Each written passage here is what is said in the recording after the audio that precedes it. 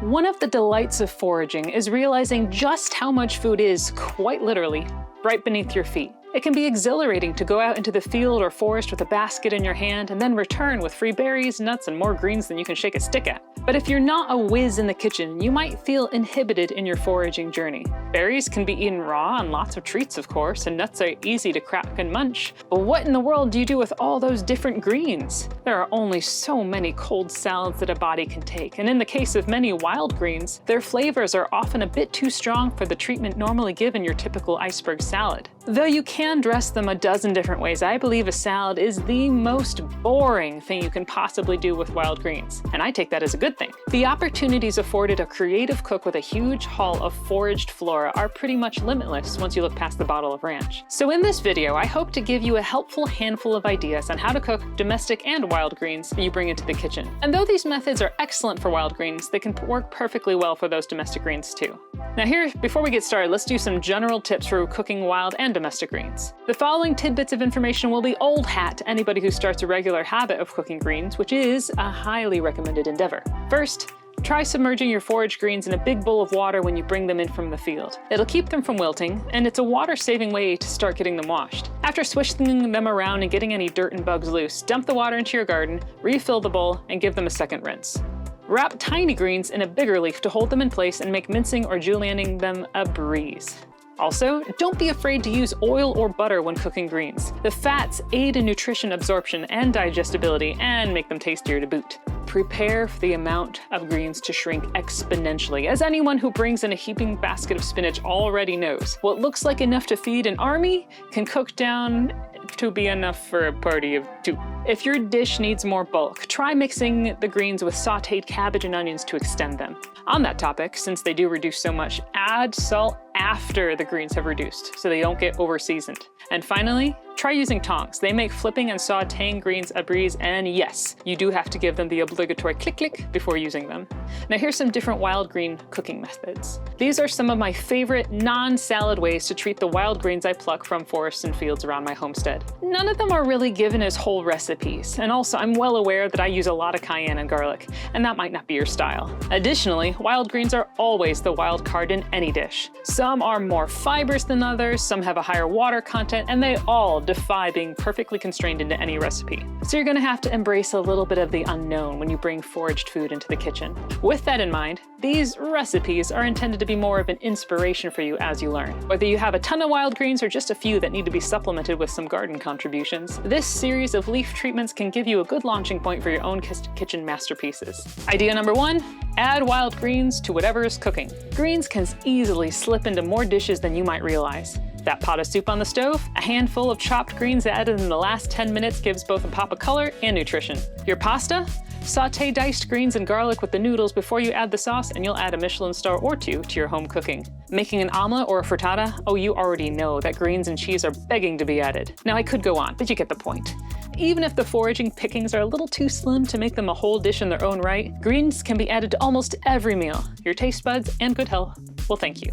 Or try stir-frying greens. I lament all cookbooks that treat vegetables with the same following line: boil until tender crisp, season and serve.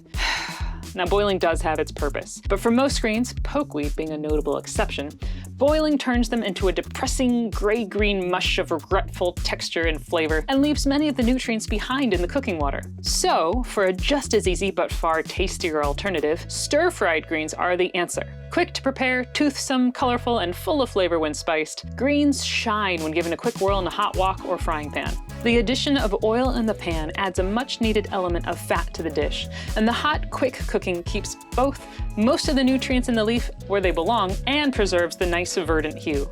For a simple stir-fry, heat a pan to medium-high, add a tablespoon of oil, minced garlic to taste, and a tablespoon of minced ginger, and then saute briefly until fragrant. Add as big a heap of chopped greens as you can comfortably fit in your pan. They'll quickly reduce in the searing temperature. Stir and cook, coating the greens with the flavored oil. When they've wilted enough, but are still a nice bright green, add soy sauce to taste and stir a few more times. Turn off the heat and, if desired, season with hot pepper flakes or fresh sliced cayenne, a drizzle of sesame oil, and a decorative sprinkle of sesame seeds. With a pan of greens cooked in this way, even the most ardent greens haters might be drifting into the kitchen to find out what that amazing smell is.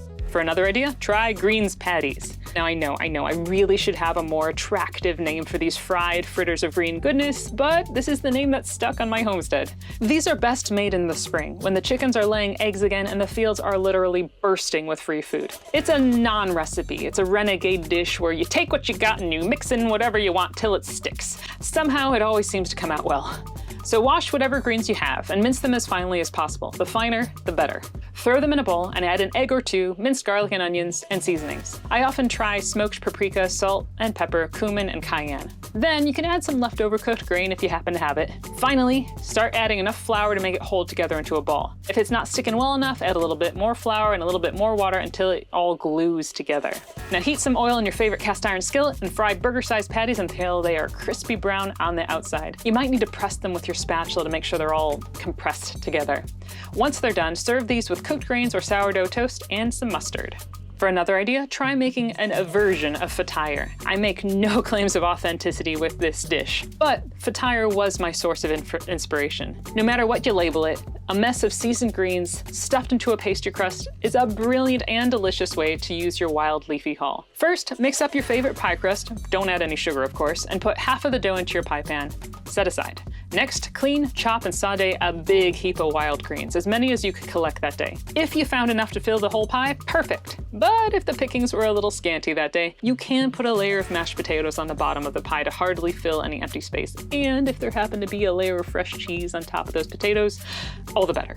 Anyway, season the sauteed greens with what spices seem good that day. I like, again, whole cumin seeds and red pepper flakes, and then let it all cool.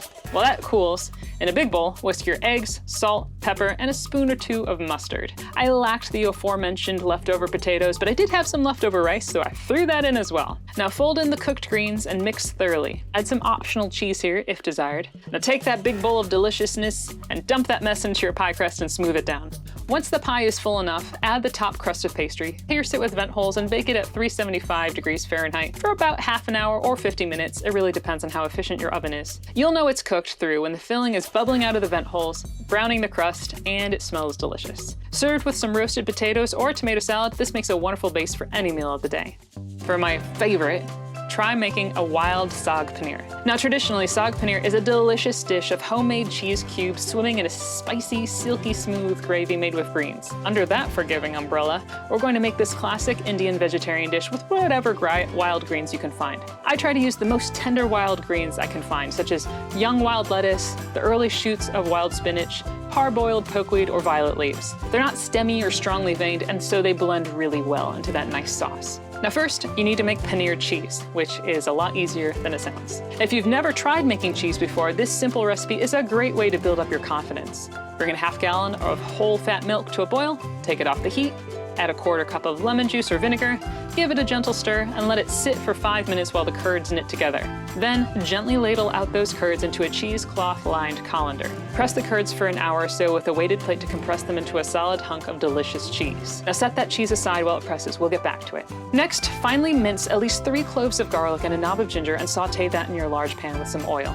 Add 2 teaspoons of whole cumin seeds and a teaspoon of coriander seeds and 2 optional tablespoons of shredded coconut, and continue to stir until the seeds pop and the coconut browns. Now add 1 diced onion and cook until the whole mess is a fragrant aroma that has your neighbors sniffing the air and feeling hungry. Throw that stuff in a blender and turn it into a paste and set aside.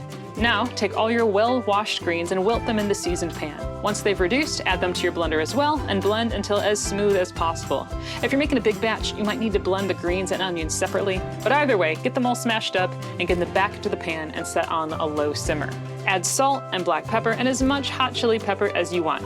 If you have garam masala, throw in a half teaspoon, or otherwise add a couple pinches of cinnamon and a tiny pinch of ground cloves. If desired, you can also add a quarter cup of cream, some coconut milk, or some butter to make the gravy even more luscious. Taste and adjust seasonings and keep simmering on low. Now unwrap your pressed paneer and cube it. Slide the cheese cubes into the gravy and gently fold them into the fragrant mix to coat them and warm them. Now serve this with rice and you have a foraged meal fit for royalty. Shakshuka! This is a classic breakfast or any meal popular in Israel, North Africa, and other parts of the Middle East. Traditionally, it's eggs that are gently poached in a flavorful mixture of tomatoes, onions, and spices. But for our shakshuka, the wild greens are also on the ingredient list. You can choose to make a green slurry like we did for the paneer recipe, or to dice up the greens. Diced them up for this part of the video. In a large large, deep pan, sauté onions and garlic in olive oil until fragrant and translucent. If you have belled peppers, I didn't sadly, add those too. Then add salt, pepper, cumin, and paprika and coat the alliums evenly. At this point, this is when I usually add all the fresh herbs I can find from my garden. You can use oregano, thyme, and garlic leaves. Those are always winners. Next, go in all those fresh chopped wild greens. Once they are nicely wilted, add tomatoes in some form. You can use fresh tomatoes, although it will take a lot longer to cook. You can use canned whole tomatoes, tomato sauce, or tomato paste. Whatever you choose. Set the pan to simmer and cook it down until they form a nice chunky sauce. You want this sauce to be thick enough to hold its shape when you press a spoon into it.